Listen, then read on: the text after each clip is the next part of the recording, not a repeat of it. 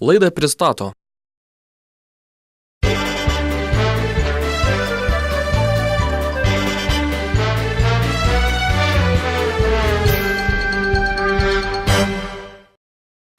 Auksinė mintis. Ryte išgirdęs frazę "brangusis, aš laukiuosi", Jonas dar 3 paras apsimetė miegas. Plačiau miestelio naujienas aptars Politikių klubas. Ar girdėjote, kolegė, kad Lietuva ruošiasi grandioziniai namų renovacijai? Aha, girdėjau, kad konservatoriai labai džiaugiasi, kad socialdemokratai jų planų įgyvendins. Na, jei čia tas planas labai jau geras, tai galėjo jie patys įgyvendinti, bet kažkodėl per 4 metus net nepajudėjo iš vietos. Na gerai, čia neginčia objektas, tik jūs norit man pasakyti apie tų namų renovacijų. O tai, kad dabar Lietuva liko vienintelė Europoje, turinti namus pabaisas. Vaikai, jau negali šitą būti. Dėja, kolegė gali. Šilumos tiekėjų asociacijos prezidento Vytauto Stasiūno teigimu, sovietmečiu masiškai ir nesukant galvos dėl energijos efektyvumo statytų daugiabučių renovacijos negebančiai išjudinti Lietuvai turėti būtų gėda. Na tai ką, kitas pasovietinės šalis ne taip pat atrodo kaip mūsų Lietuva? Dėja, kaimynai atrodo žymiai geriau. Štai kaimynėje Lenkijoje atnaujinta beveik 80% daugiabučių, o rytų Vokietijoje visi 100% atnaujinti.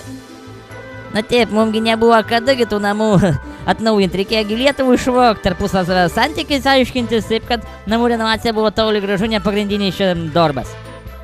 Nesupratau, kaip tai? Agi labai paprastai, pirmiausia mažikų naftų reikėjo parduoti amerikonam, po to įsipirkti atgalę, po to vėl parduoti lenkam. O kai Paksas nepasirašė pardavimo amerikonam sutarties ir tapo prezidentą, reikėjo anų sunaikinti, kad nenuteistų visų, kurie išvogė Lietuvą. Taip, kad karas tęsis dar iki dabar, matai, kad Paksas negali kandidatuoti Seiman. Konstitucijos niekas neskuba taisyti, tai va, apie namus taigi nebuvo kam ir kada galvoti.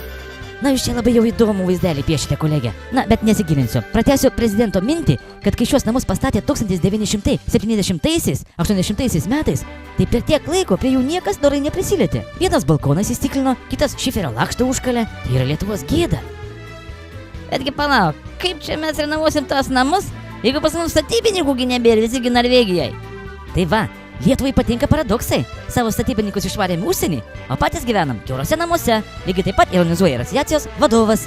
Na gerai, mes tik apie namus kalbam ir baisu daras. Bet tau netrodo, kad bet kurių sritį Lietuva imk ir ten visur problemos. Keliai miestuose baisus, namai baisus, gatvės baisos, energetikos nepriklausomas taip ir neturim, maistas brungus, atlyginimas mažas, kuras brangiausias, pensijos mažiausias ir taip toliau ir panašiai. Bardakas tai Lietuvoje.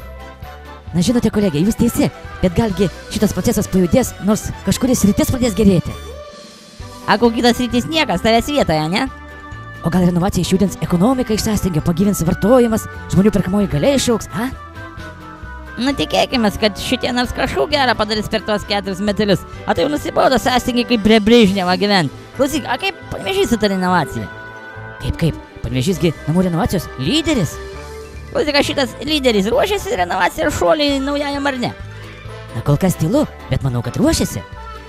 Tai va žiūrėk, kad namų renovacijos lyderiai per 4 namus netaptų lūzeriais. Na galgi ne, nors ką čia gali nuspėti dabar? Šiais laikais tiksliai prognozuoti nebeįmanoma.